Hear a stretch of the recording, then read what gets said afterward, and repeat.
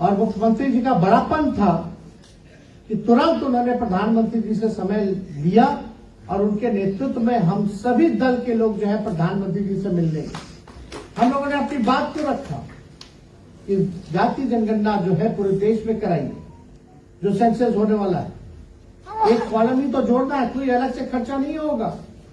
कम से कम आपके पास साइंटिफिक आंकड़े तो आएंगे, आपकी आबादी की स्थिति क्या है, आपकी आबादी में कौन कौन क्या है, ये पूरा स्पष्ट होगा और उसी हिसाब से राज्य सरकार हो, भारत सरकार हो, योजना जो है बनाने का काम करे। लेकिन कुछ दिनों बाद प्रधानमंत्री जी ने, भारत सरकार ने मना कर दिया।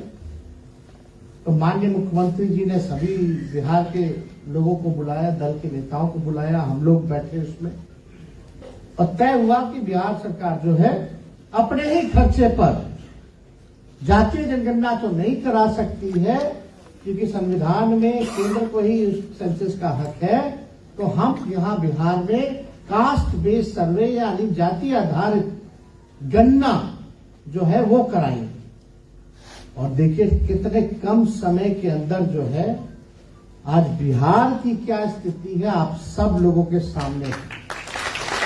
इसकी कितनी आबादी है, इसके बाद आर्थिक स्थिति का भी आ जाएगा। कुछ दिनों में पता चलेगा कौन कितना गरीब है, कौन जाति के लोग गरीब है, कितना गरीब है, किसके पास कितना भूमि है, किसके पास कितना खेत है, किसके पास अपना मकान नहीं है, कौन लोग कचरा धोते हैं, कौन लोग नाला साफ करते हैं, कौन लोग मजदूरी करते हैं, कौन लोग रिक्शा चलाते हैं, कौन लोग जो है भूख मांग भिखारी का काम करते हैं, भीख मांगने का काम करते हैं। उसी हिसाब से सरकार जो है अपना योजना बनाएगी। तो ये किसी जात के खिलाफ नहीं है, ये जो खाई जो है जातियों के बीच उसको कम करने के लिए सभी को बराबर का हक मिले, ये इसके लिए बहुत ही जरूरी था ये कराना। और आज देखिए बिहार ने 31 के बाद पहला बिहार ऐसा राज्य है, अब तक ऐसा कहीं नहीं हुआ जिस राज्य के पास अपनी आबादी का आंकड़ा हो कि क्या इसकी स्थिति है, ये पहला राज्य। अब इसके बाद आप देखिए हर राज्य में मांग उठने लग गई। कल या परसों ही राजस्थान में अशोक गहलोत जी ने कैबिनेट से पास कर दिया, छत्तीसगढ़ में बघेल जी ने जो है वो अनाउंस कर दिया, कर्नाटका में अनाउंस हो गया। तो अब हर जगह देश में ये मांग उठने लगी है कि जातीय आधारित गणना या जातीय जनगणना जो है वो कराना चाहिए। अब कितने अड़चने भाजपा के लोग लाए, कोर्ट में भी गए तो किसी को भी खड़ा कर देता था, पीछे से रुकावट बन जाए। भाजपा के लोग चाहते ही नहीं थे कि ये गणना हो, और आज लोग आपत्ति लगा रहे हैं, धन्यवाद नहीं कर रहे, बल्कि सभी लोगों का निर्णय था, सभी दल का निर्णय था। आज मुख्यमंत्री जी को धन्यवाद नहीं कर रहे, बिहार सरकार की महागठबंधन को धन्यवाद नहीं कर रहे, आपत्ति दर्ज कर रहे हैं। कुछ लोग कह रहे हैं मेरा कम है, मेरा कम हो गया, मेरा कम हो गया। जो लोग कम करने वाले लोग हैं वो लोग सब बीजेपी के पार्ट एंड पार्सल हैं। जो लोग बोल रहे हैं उन्हीं के अलायंस के लोग बोल रहे हैं, उन्हीं के अलायंस के नेता लोग बोल रहे हैं। तो इसलिए हम आपको बताना चाहते हैं कि अगर उनको इतना ही आपत्ति है, चिराग पासवान जी को आपत्ति है, जीतन राम मांझी जी को आपत्ति है, उपेंद्र कुशवाहा जी को आपत्ति है, या और भाजपा के नेताओं को आपत्ति है, तो भाई भारत सरकार तो आप ही का ना सरकार है, बोल करके नरेंद्र मोदी जी से करवा लीजिए। अगर आपको आपत्ति होगा तो पूरे देश पता चल जाएगा। और मान लीजिए किसी का कोई नेता कह रहे थे कि इनका बेसी करके दिखा दिया गया है और सबका कम करके दिखा दिया गया है। अरे भाई, बिहार के मुख्यमंत्री नीतीश कुमार जी हैं, अगर बेसी करना होता तो वो सबसे ज्यादा अपना बेसी कर लेते।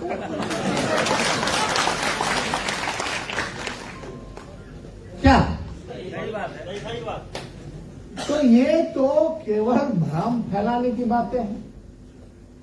और 31 का अगर आप देखिएगा तो उसमें भी यादवों की जो संख्या थी वो 11% थी, और वो तब 31 में बिहार अकेले नहीं ना था, झारखंड था, उड़ीसा था कि नहीं? तो आप कम कर दीजिएगा तो बिहार में ना सबसे ज्यादा यादव है, तो ऑटोमेटिक 14%।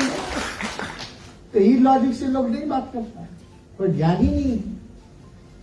बिना ज्ञान का कुछ ना कुछ बोलना है, अपने आंका को खुश करना है कि मोदी जी खुश हो जाएंगे तो एक आध दो सिकवा तो नहीं मारेगा। हालांकि बीजेपी किसी को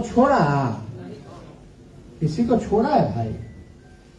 आज तो जो पार्टी के एनडीए में जो बिहार में जो लोग गए हैं वही लोग ना एनडीए से निकले थे, क्या क्या बोल के निकले थे। और एक पार्टी को तो खत्म ही कर दिया गया, 2 पार्टी बना दिया गया, घर को छीन लिया गया। घर है कहां बताओ तो भाई।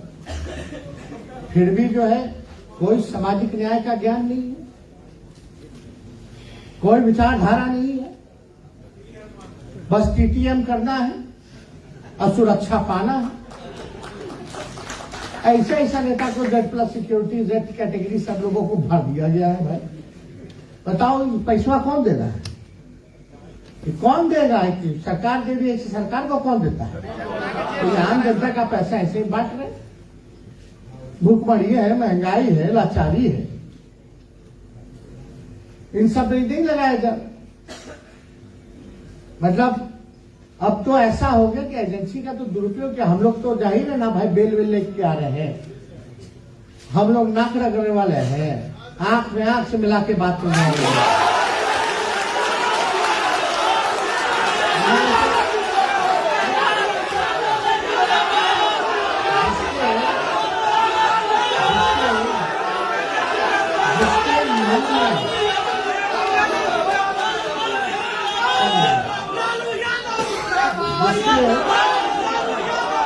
जिसके मन में बेईमानी हो, जो बेईमान हो, जो चोरी करता है, बस पूरा बात करा, जो चोरी करता है, जो बेईमान होता है वही ना डरता है। डरता कि नहीं डरता? और मेरे पे तो 17 से केस चल रहा है। कौन सा केस है? रेलवे में मेरा क्या लेना देना भैया? आप ही लोग की उम्र के ना है। उस समय आप क्या करते थे? वोटो नहीं दे पाते होंगे, वोटर कार्ड नहीं बनता हो क्योंकि आप 18 के नीचे के थे। तो उसमें बोल दिया कि भाई कॉन्स्पिरेसी है। रेलवे वाले में एक केस नहीं, रेलवे का 2 केस जो हम पे थमा दिया गया।